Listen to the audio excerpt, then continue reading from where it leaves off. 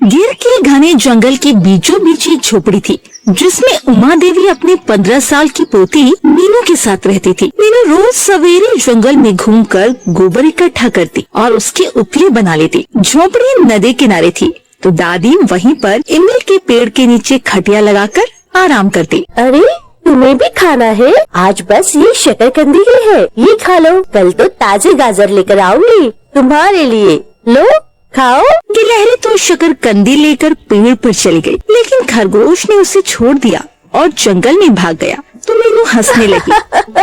शैतान कहीं के, तुम्हें सिर्फ गाजर पसंद है? उसी वक्त पीछे से दादी उमा देवी आवाज देती है, अरे बेटा मीनू, उस खरगोश को छोड़ यहाँ आ। देख बारिश का मौसम बनने लगा है, हमें जंगल से सूखे पत्ते और सूखी लकड़ियाँ लाकर झोपड़ी की मरम्मत करनी पड़ेगी। लगता है इस बार बारिश का मौसम जल्दी ही आने वाला है। मीनू अपनी दादी के पास आती है और बड़े प्यार से बोलती है, हाँ दादी, जानती हूँ, मैंने सब देख भी लिया है। झोपड़ी के कौन कौन से कोनों को ठीक करना है। कल हम जंगल में जाकर जरूरी सामान ले आएंगे। बेटा, अब मैं तो काम करते करते थक जाती हूँ। सोचा था थोड़े पैसे जोड़कर गांव में घर ले लेंगे, लेकिन गांव से सटकर मार्केट बन गया है, इसीलिए हमारे फल और लकड़ियाँ कोई ले ही नहीं रहा। पैसे कैसे जोड़ेंगे?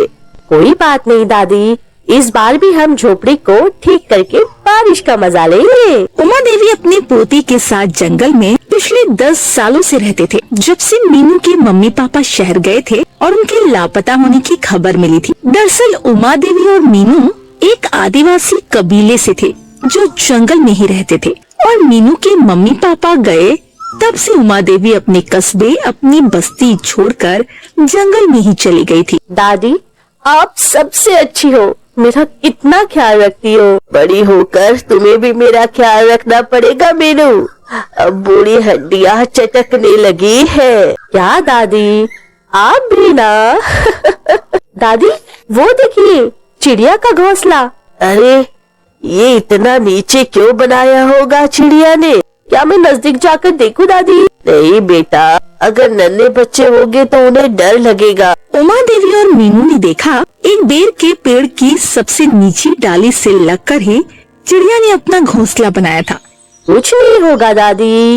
मीनू धीरे से नजदीक जाती है और देखती है 2 सुंदर चिड़िया के बच्चे घोंसले में सो रहे हैं। उमा देवी नजदीक जाती है।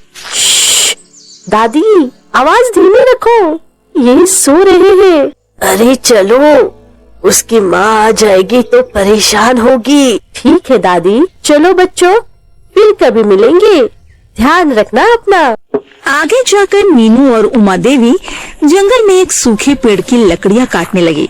फिर मीनू ने कुछ पत्ते जमा किए और ऊपर देखा तो आसमान में काले घने बादल छाने लगे थे और धूप भी ढलने लगी थी। दादी, अब हमें जाना चाहिए, अगर बारिश हुई तो ये सब गीला हो जाएगा। ठीक है बेटा, चलो चलते हैं। उन्होंने सब सामान इकट्ठा किया, अपने पीछे टंगी टोकरी में भरा और घर की ओर चलने लगे।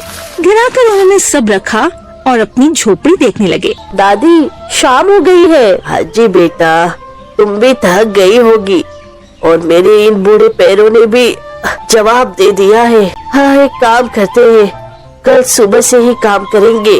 दूसरे दिन सवेरे मीनू और दादी अपनी झोपड़ी ठीक कर रहे थे। झोपड़ी को ठीक करते करते शाम हो गई और बादल भी काले होने लगे। अरे दादी, देखा, आज ही बारिश होगी शायद। हाँ बेटा, लगता तो है, बादल काफी गरजने लगे हैं। अच्छा हुआ हमने मरम्मत कर ली। उमा देवी और मीनू ने जल्दी ही काम खत्म करके सारा जरूरी सामान झोपड़ी के अंदर ले लिया, क्योंकि काफी तेज बिजली कड़कने लगी थी। बेटा चलो अब खाना बना लेते हैं, बाद में अंधेरा बहुत होने वाला है। हाँ दादी, मुझे तो बहुत भूख भी लगी है, आज तो दाल रोटी बनाते हैं। जो तुम्हें खाना हो बेटा। दोनों दादी पोती ने खाना बनाया। उसी वक्त बारिश भी शुरू हो गई और खाना खाते वक्त मीनू खिड़की से बारिश होते हुए देख रही थी। अरे दादी, मुझे एक बात याद आई है। बोलो बेटा, क्या बात है? दादी, वो चिड़िया का घोंसला, क्या वो पानी में भीग गया होगा? मुझे तो नन्हे पंछी की चिंता हो रही है।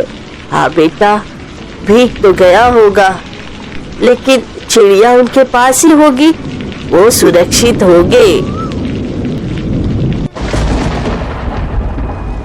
मीनू झोपड़ी का दरवाजा खुला रखकर बारिश देखने लगी और सोचने लगी।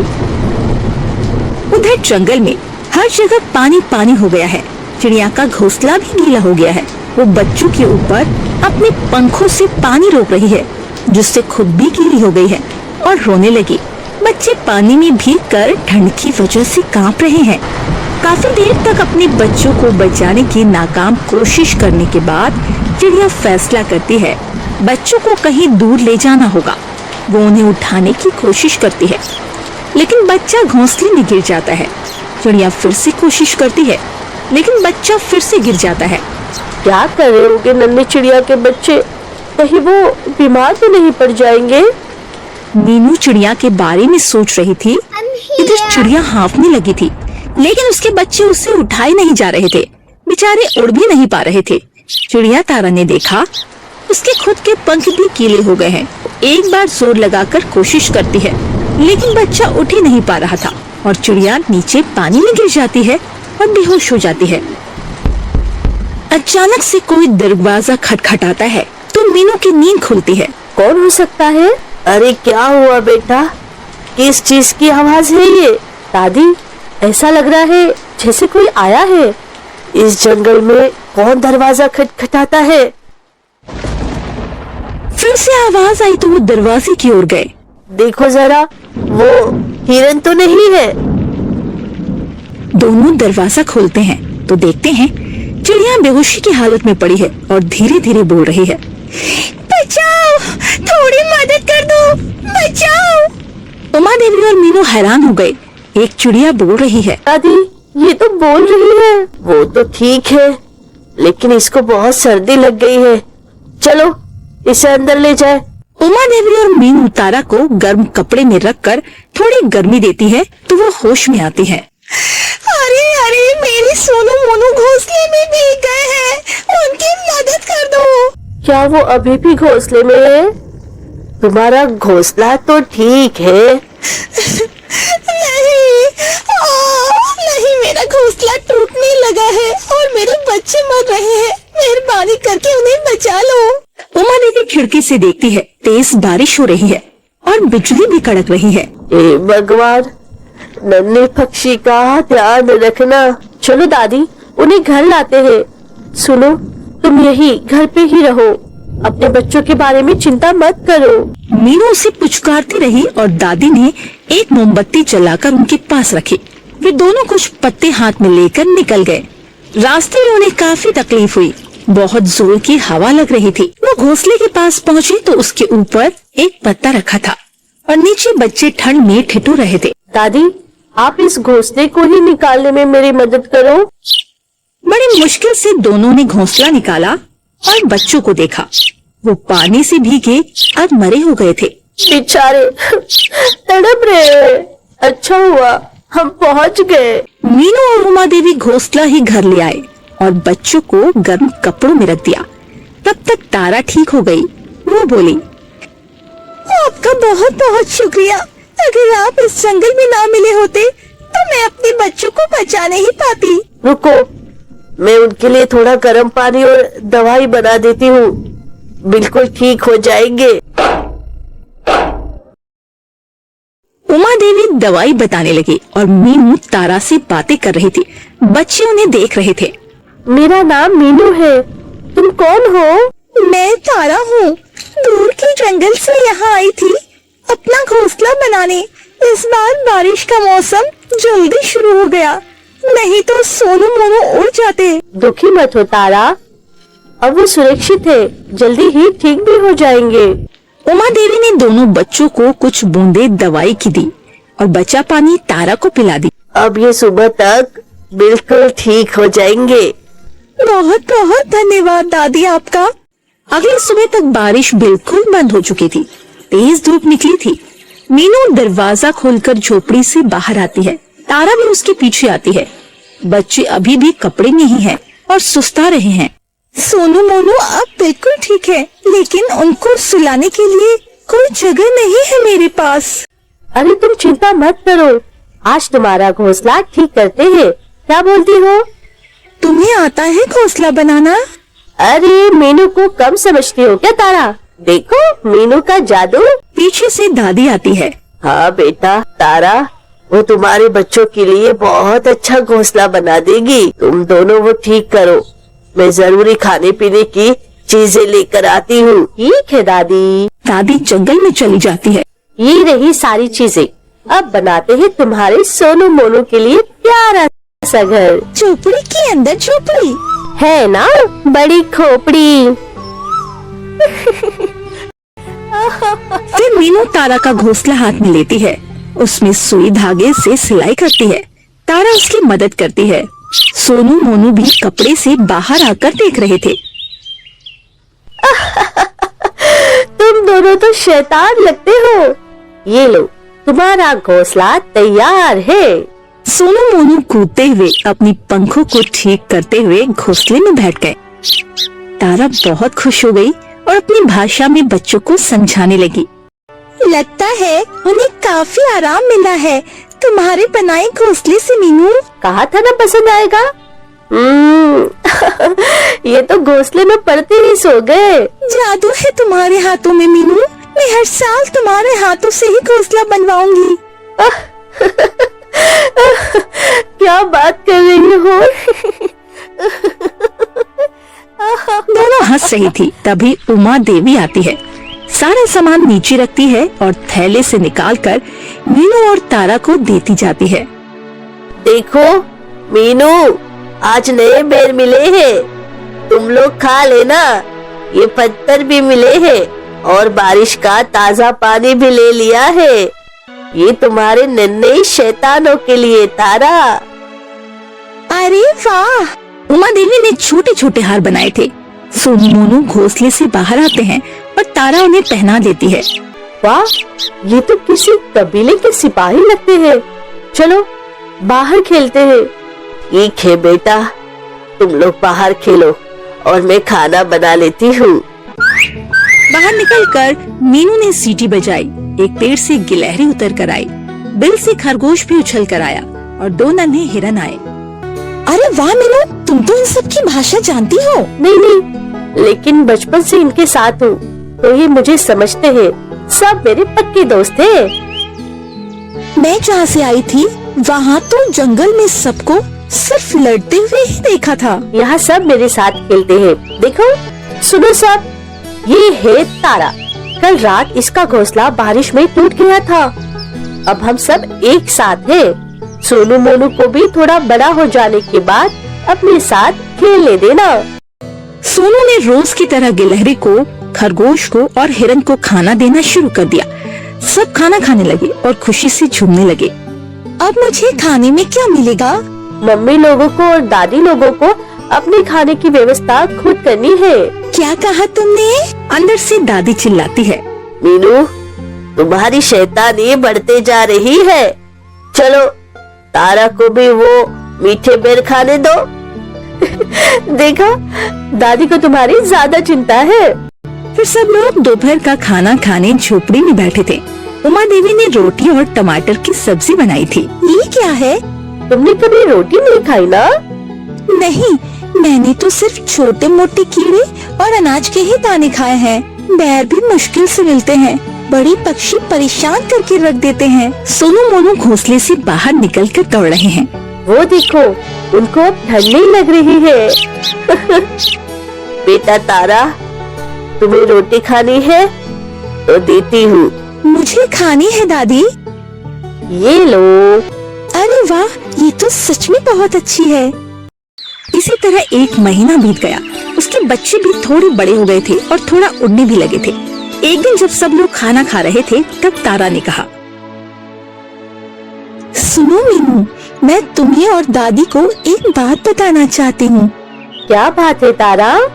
ऐसे नहीं, मुझे दादी को बताने में डर लग रहा है। तुम साथ चलो।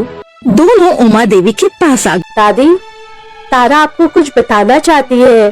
क्या है बेटा, बताओ। दादी, आप गुस्सा मत करना। अरे क्या हुआ तारा, ऐसा क्यों बोल रही हो? दादी कभी गुस्सा नहीं करती। मुझे अब अपने देश वापस जाना है जहाँ से मैं आई हूँ। बच्चों को वहाँ मुझे हमारे जैसे पक्षियों से मिलवाना है, नहीं तो ये कभी बोलना नहीं सीख पाएंगे। नहीं सीख पाएंगे मतलब? दादी, मैं सोन प्रदेश से आई हूँ। वहाँ मेरे जैसे सारे पक्षी रहते हैं जो बोलना जानते हैं और जादुई हैं। सोन प्रदेश एक जादुई पक्षियों की नगरी है। सोन प्रदेश? वो कहाँ है? क्या कहा? जादुई पक्षियों की दुनिया? मतलब तुम्हारे जैसे और भी पक्षी हैं? हाँ दादी, और मीनू, सोन प्रदेश उत्तर की ओर आता है। वहाँ तो जादुई सब्जियाँ और जादुई फल भी उगते हैं। क्या कहा? सच में? हाँ, और वो भी बोलते हैं। तो तुम भी जादू जानती हो? और तुम यहाँ क्यों आई थी? मैं सोन प्रदेश के जिस गांव में रहती हूँ, वहाँ एक प्रथा है। हमें बच्चों को पहले जंगली पक्षियों की जिंदगी से रूबरू करवाना होता है, फिर उन्हें हमारी शक्तियाँ मिलती है। हाँ, मैं जादू जानती हूँ। ये तो सच में कमाल का है। मतलब तुम भी जादुई चिड़िया हो? मैं कोई चिड़िया हूँ ही नहीं, मैं तो सोन पक्षी हूँ। क्या? सोन पक्षी? वो क्या होता है? वो बस उत्तर में पाया जाता है, लेकिन हाँ, मैं जादुई हूँ, इसीलिए तो बोल पाती हूँ। सोन पक्षी चिड़िया जैसे होते हैं? नहीं, ये मेरा असली स्वरूप नहीं है। तो तारा अपने असली सोन पक्षी के स्वरूप में आ जाती है। एक बहुत ही सुंदर, खूबसूरत पक्षी जिसके माथे पर रंग बिरंगी कलगी होती है। अरे वाह, तुम तो बहुत सुंदर हो तारा। वाह बेटा, तुमने अपने बच्चों को पालने के लिए इतनी ईमानदारी बताई कि बारिश में भी जादू का नहीं, मदद का इस्तेमाल किया। दादी, जब बात ईमानदारी की आती है तो जीवन में वही जीतता है जो जैसा बोलता है वैसा ही करता है। और आप लोगों ने भी मेरी मदद करके साबित कर दिया, जंगल में रहने वाले इंसान शहरी लोगों से ज्यादा भरोसेमंद होते हैं। आपने एक लाचार माँ की मदद की, उसके बच्चों को बचाने में, ये मैं कभी नहीं भूल सकती। बिल्कुल सही कहा तारा, जब ईमानदारी से बड़ा कोई जादू नहीं होता। हाथ में इतनी शक्तियाँ होने के बाद भी साधारण जीवन जीना एक बड़ी बात है। लेकिन तारा, मुझे तुम्हारे जाने का दुख हो रहा है। दुख तो मुझे हो रहा है। मैंने आप लोगों की बातें सुनी, पिछले 1 महीने से आपकी हालत देखती रही। दादी, 10 साल से गांव में एक घर बनाना चाहती थी। मैं आपको मेरी मदद करने और सोनू मोनू को बचाने के लिए एक भेंट देना चाहती हूँ। ऐसी भेंट? बस देखती जाओ दादी।